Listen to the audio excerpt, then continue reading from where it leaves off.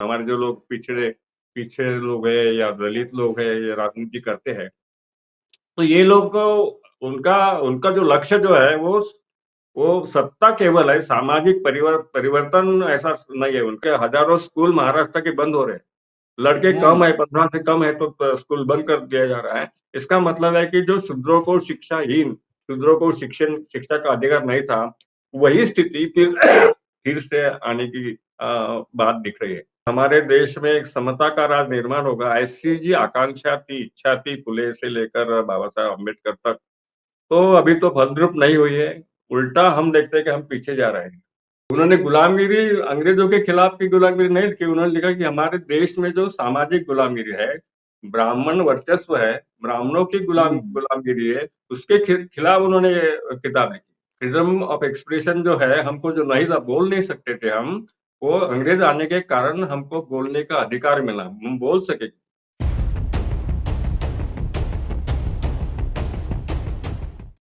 आज एक बहुमुखी प्रतिभा के धनी व्यक्ति की जयंती। दलित चिंतक, लेखक, समाज सुधारक, मैं बात कर रहा हूं ज्योतिबा फूले की। आज उनकी जयंती है। उनकी जयंती पर अंबेडकर नामा परिवार उन्हें याद करता है, नमन करता है और उनके किए गए कार्यों की समीक्षा भी करेगा। उन्होंने क्या किया, कैसे योगदान रहा समाज में, और इन समीक्षा में दूसरे बहुमुखी प्रतिभा के धनी व्यक्ति से मैं आपका परिचय करवा रहा हूँ। नागेश चौधरी लेखक रहे हैं, संपादक रहे हैं, कई किताबों का इन्होंने को लिखा है, संपादन किया है, समाज सुधारक रहे हैं, दलित चिंतक, बहुजन चिंतक विषयों पर जो है लिखते रहे हैं, बोलते रहे हैं, पढ़ते रहे हैं और ज्योतिबा फूले के विशेषज्ञ भी माने जाते हैं। उनके जीवन दर्शन को समझने के लिए क्या थे ज्योतिबा और वो कैसा समाज बनाना चाहते थे। चलते हैं सीधे नागेश चौधरी जी के पास। मैं हूं अमर और आप देख रहे हैं अम्बेडकर नामा। सर नमस्कार। नमस्कार अमर जी। नमस्कार। पूरा फ्लोर आपके पास है सर। आप हम लोग को अपने तजुर्बे से, अपने ज्ञान से ओत प्रोत कीजिए कि क्या थे ज्योतिबा। धन्यवाद आपको। हम महाराष्ट्र में उनको महात्मा ज्योतिराव फुले इस नाम से बिल्कुल। जानते हैं। उनको महात्मा जो पदवी दी थी, बम्बई में बिल्कुल। गरीब लोगों ने, कामगार लोगों ने दी थी। तो हम्म। महात्मा होने का कारण ये कोई आत्मा या ऐसे संबंध नहीं है। ये महान काम किया उन्होंने, हम्म। समाज क्रांति का काम किया, इसलिए उन्होंने महात्मा पदवी दी गई थी। उनका जन्म हम्म। 11 अप्रैल 1827 में हुआ था। और 1827 ये साल है जब महाराष्ट्र में पेशवा का रूल 1818 में खत्म हुआ था। हम्म। और जो एल्गार परिषद जब जहाँ भरती है महाराष्ट्र में, उसी उसी गांव से उनका पराभव हुआ था। अंग्रेज पेशवाई का रूल का अंग्रेज लोगों ने, और महार रेजिमेंट, वहाँ का जो दलितों का एक रेजिमेंट था, उनके मुकाबले पेशवा लोग हार गए थे और उनकी जीत, अंग्रेजों की जीत हुई थी। तो हम्म। और उसके बाद 9 साल के बाद महात्मा फुले का जन्म हुआ। तो हम्म। पेशवाई खत्म हुई थी, मगर उसके जो अवशेष थे, ब्राह्मण वर्चस्व था, जाति व्यवस्था थी, छुआछूत थी, ये सब वहाँ मौजूद थे, क्योंकि केवल 9 साल से अंग्रेजों ने कुछ इतना सामाजिक सुधारना नहीं की थी। तो हम्म। वो सब चल रहा था। सामाजिक व्यवस्था जो थी, ब्राह्मण चतुर्वर्ण था, जाति व्यवस्था, छुआछूत, अस्पृश्यता वगैरह जो थी, वो चल रहा था। तो महात्मा फुले ने जब उनको अंग्रेजों का शासन और पेशवा का शासन का जो अंतर उनको दिखा, तो महात्मा फुले ने उसको अच्छा लगा। उनका एक हम्म। अनुभव बोलते हैं, लोग बताते हैं कि जब महात्मा फुले का एक मित्र था, फ्रेंड था, उसने शादी में बुलाया उनको, और वो जाने लगा शादी में अन्य लोगों के साथ। तो ब्राह्मण लोगों ने पहचाना कि ये तो शूद्र है, ये माली जात का है, हम्म। तो ये हमारे बराबरी से कैसा चल सकता है। तो हम्म। उनका महात्मा फुले का उसने अपमान कर दिया, और जो लोग तो हमारे साथ नहीं आ सकते, तुम नीच जाति के हो। तो हम्म। वह अपमान सहन न होते हुए वापस आया और पिताजी ने कहा कि मैं ऐसा, मुझे क्यों शूद्र कहा है, मैं कैसा नीच हूँ। तो तब से उनके दिमाग में सोच आने लगी कि क्या ऐसी क्या बात है कि मैं नीच हूँ, ब्राह्मण ऊँच है। तो उसके हुँ, वो चलते-चलते उनको वो सोचने लगे और तब उनको ख्याल में अंग्रेज़ों के कुछ कुछ लोगों का परिचय भी हुआ, अंग्रेज़ अधिकारियों का। और उनको वो समझने लगे कि जाति व्यवस्था क्या है, अंग्रेज की सत्ता क्या है। तो उनको शिक्षा का महत्व बताया। उन्होंने स्कॉट्स मिशनरी वगैरह थे, हुँ, स्कॉटिश मिशनरी। उन्होंने महात्मा फुले को पढ़ाया, पढ़ाने की बात की, पढ़ाया उनको। तो तब उनको ख्याल में आया कि मुझे जो ब्राह्मण लोग अपमानित करते हैं और अंग्रेज लोग मुझे नज़दीक लेते हैं, वो कुछ छुआ-छूत नहीं मानते, मुझे कोई शूद्र नहीं कहते। ये जो अंतर उनको हुँ, दिखा कि ब्राह्मणों के वर्तन में और अंग्रेजों के वर्तन में, इससे उनको फ़र्क मालूम हुआ कि ये कैसा है।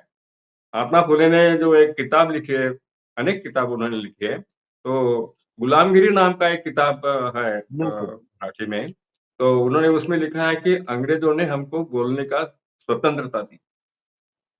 फ्रीडम ऑफ एक्सप्रेशन जो है, हमको जो नहीं था, बोल नहीं सकते थे हम, वो अंग्रेज आने के कारण हमको बोलने का अधिकार मिला, हम बोल सके। हुँ, तो ये बात उनको अच्छी लगी कि यहाँ का पेशवा का जो रूल है, ब्राह्मणों का जो सत्ता है, वह सत्ता अंग्रेजी सत्ता से बुरी है, विषमतावादी है। तो इसलिए उन्होंने हुँ, अंग्रेजी की सत्ता क्या, ये जो हम बोलते हैं ना कि हम हमारा देश अंग्रेजों का 150 साल तक गुलाम था। तो उन्होंने गुलामगिरी, अंग्रेजों के खिलाफ की गुलामगिरी नहीं लिखी, उन्होंने लिखा कि हमारे देश में जो सामाजिक गुलामगिरी है, ब्राह्मण वर्चस्व है, ब्राह्मणों की हुँ, गुलामगिरी है, उसके खिलाफ उन्होंने ये किताब लिखी। तो उन्होंने बोला कि जब हुँ, आदमी गुलाम होता है तो half of his virtues are lost. अगर आदमी कोई गुलाम होता है तो उसके आधे सद्गुण निकल जाते हैं, वो दुर्गुण ही उसमें रहते हैं।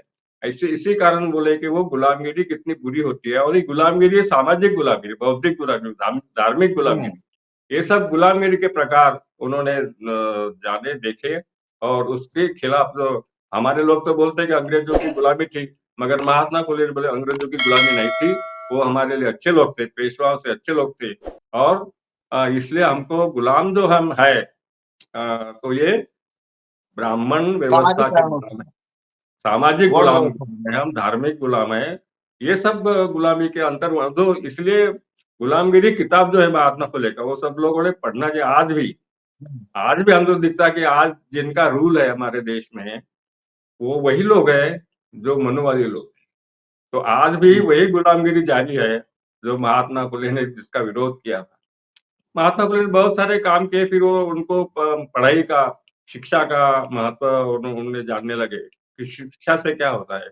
हमको पढ़ाई नहीं, शूद्र, अतिशूद्र जो होते हैं, छुआछूत, अस्पृश्य लोग और शूद्र लोग, जो ओबीसी जिनको हम कहते हैं आज वो शूद्र है, उनको भी पढ़ने का अधिकार नहीं था और अछूतों को तो बिल्कुल नहीं था। इसका मतलब है कि उन्होंने हमारा जो नीच व्यवहार हमसे होता है, वो शिक्षा के कारण होता है। हमारी शिक्षा बंद कर दी उन्होंने, इसलिए हम पढ़ नहीं सकते, समझ नहीं सकते। ऐसी बात उन्होंने कहा, इसलिए फिर उन्हें 1848 में अ, लड़कियों के लिए यानी गर्ल्स स्कूल यानी औरतों के लिए वो किताब एक स्कूल खोला। और वहाँ ये भी हालत थी कि ब्राह्मण के लड़कियाँ भी पढ़ नहीं सकती थी। केवल पुरुष हुँ, पढ़ सकते थे, ब्राह्मण पुरुष ही पढ़ सकते थे, ब्राह्मण की लड़कियाँ भी पढ़ नहीं सकती थी। और उनके हुँ, स्कूल में सावित्रीबाई फुले को उन्होंने पहले पढ़ाया, उनको टीचर बनाया। और फातिमा शेख करके एक मुस्लिम लेडी थी, उसने भी बिल्कुल। महात्मा फुले को, सावित्रीबाई फुले को मदद की। और हुँ, किसी ब्राह्मण ने ऐसा पढ़ाना चाहिए, ऐसी मदद उसके लिए की। और सावित्रीबाई फुले जब इसमें जाती थी स्कूल में, तो उसके ऊपर गोबर फेंकते थे ये लोग, जो खुद को ऊँचे कहने वाले लोग हैं। और वो उनको फिर भी उन्होंने अपना काम छोड़ा नहीं और वो करते रहे। तो इसके लिए कुछ लोग ब्राह्मण भी थे जिन्होंने फुले जो भीड़ेवाड़ा बोलते हैं, वहाँ पहली स्कूल उन्होंने निकाली थी। वो भीड़े हुँ, ब्राह्मण थे, उन्होंने मदद की थी। कुछ लोग गिने-गिने हुँ। लोग थे कि जिन्होंने ब्राह्मणों ने मदद भी की थी, ऐसी बात नहीं है। प्रोग्रेसिव ब्राह्मणों ने उनकी मदद भी की थी। हाँ, वो फिर भी जो मेन स्ट्रीम ब्राह्मण लोग थे वो उनके बहुत खिलाफ थे, वो इन्हीं गिने लोग ही उनके फेवर में थे, मदद करते थे। और महात्मा फुले ने बहुत सारी किताबें जो लिखी है, शेतकऱ्याचा आसूड, किसान का कोड़ा नाम का है कि हाँ, जो काश्तकारों की हालत कैसी है, किसानों की हालत कैसी है, तो उसके बारे में एक किताब उन्होंने लिखी है। गुलाबीर तो लिखा ही है, शिवाजी का पोवाड़ा लिखा, बैलेड ऑफ ऑन शिवाजी, और सत्सार करके सार्वजनिक सत्य धर्म ऐसा लिखा। उन्होंने 1873 में सत्य शोधक समाज की स्थापना की। सत्य शोधक ये बोलते हैं कि इस देश का जो पूरा वेद है, श्रुति है, पुराण है, ये सब झूठे हैं, ये जो काल्पनिक है। ये जो चातुर्वर्ण वगैरह की कल्पना है कि चातुर्वर्ण है, काल्पनिक है, ये कोई नेचुरल डिवीजन नहीं है। कोई ऊंच है जाति से और कोई नीच है या कोई अछूत है। ये जो डिवीजन है ये ब्राह्मणों ने निर्माण किया है। और क्यों निर्माण किया है, तो उन्होंने बोला कि ये जो हम जो लोग थे, असुर लोग थे या मूल निवासी लोग यहाँ के थे, वो वे सिंधु संस्कृति के लोग थे, तो उनकर आर्यों ने बाहर से आकर आक्रमण किया, उनका पराभव किया, और उसके वो हारने के बाद, उनका पराभव होने के बाद उन्होंने ये सब वेद स्मृति निकाली और उनके दिमाग में बिठाया कि आप लोग शूद्र हो, आप नीच हो। यानी यानी जो पराभूत हुए, जो हार गए लोग, उनको नीचे रखने के लिए उन्होंने पूरे वाङ्मय का, पुराणों का, वेदों का, स्मृतियों का सब वाङ्मय निर्माण किया।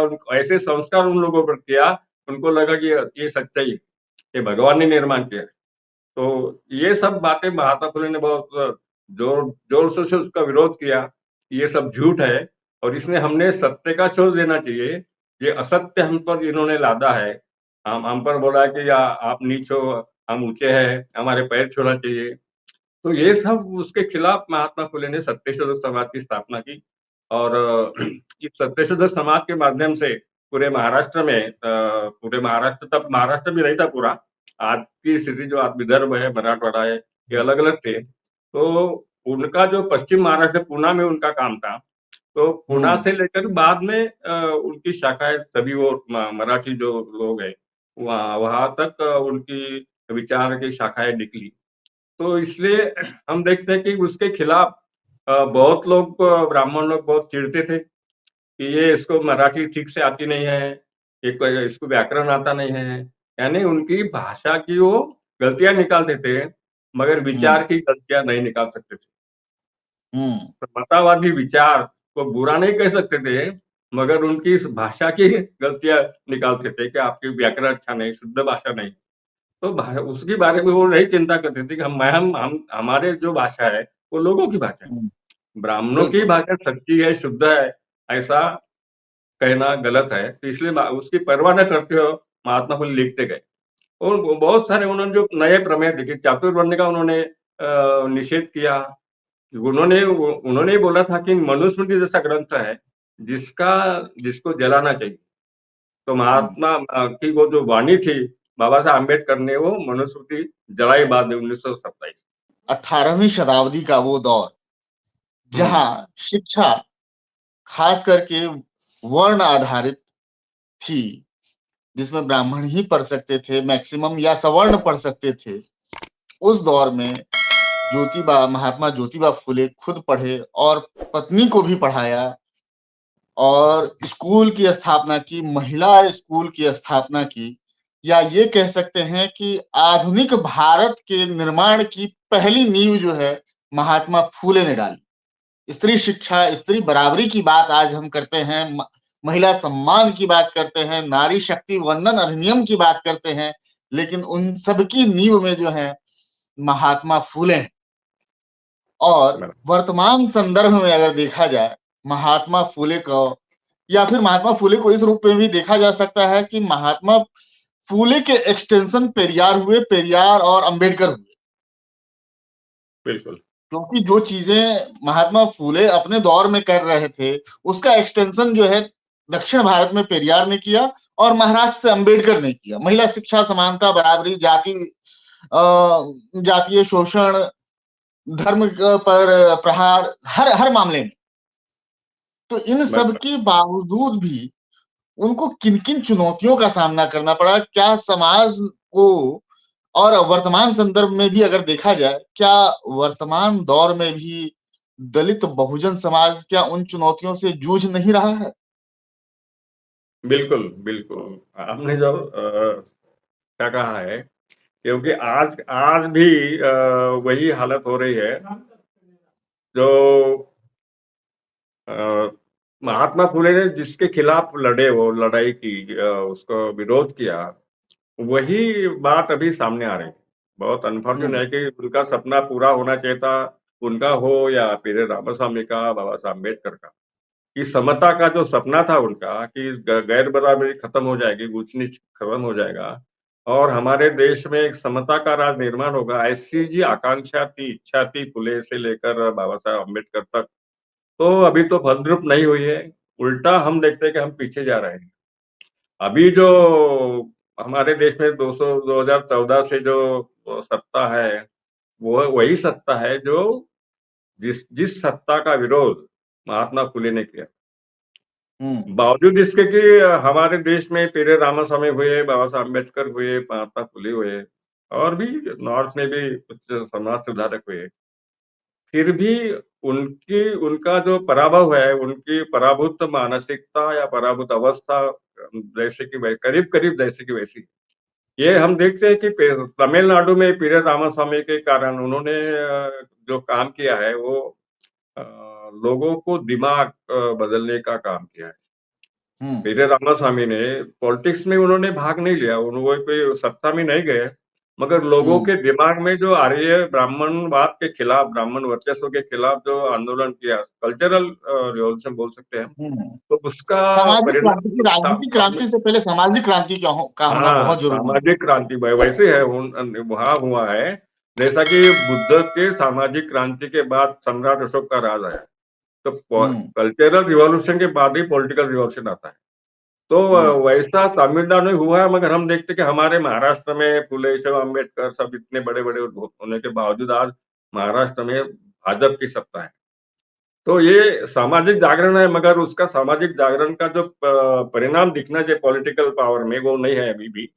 तो नॉर्थ में तो और बुरी हालत है, बुरी क्योंकि स्थिति वहाँ है। तो ज़्यादा ज़्यादा ब्राह्मणवाद हावी है।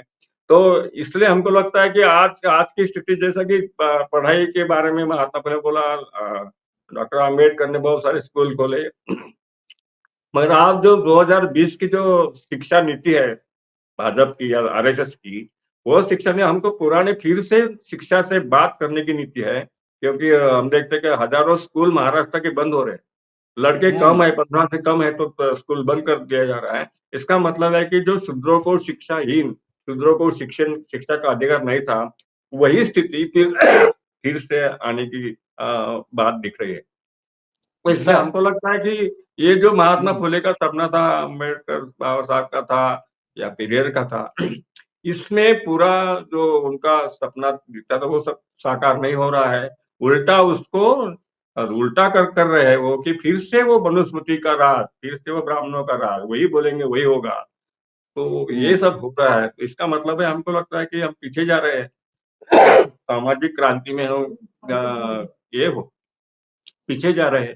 तो इसके लिए हमको लगता है कि फिर से हम पे राजनीति से सामाजिक परिवर्तन नहीं, हमारी जो कहना है कि राजनीति हुँ, से सामाजिक परिवर्तन नहीं होता।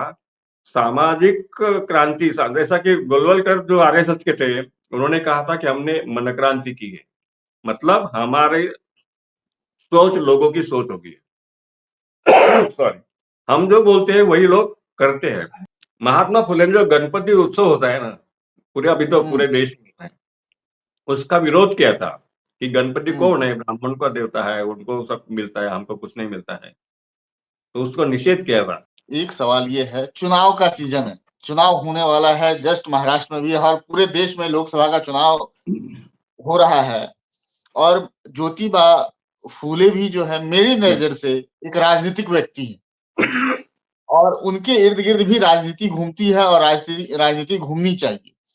इसके पीछे की पृष्ठभूमि ये है कि ज्योतिबा फूले ने जिस शिक्षा को, सामाजिक शोषण को, जातीय दमन को, ऊंच-नीच को, भेदभाव को, धार्मिक वंचनाओं पर जो कुठाराघात किया और समाज को एक नई दिशा दी, उन्हीं समाज के नेताओं ने, बहुजन और दलित नेताओं दोनों की बात कह रहा हूं, क्या अपने समाज को ज्योतिबा के करीब किया या उनको उनसे दूर कर दिया?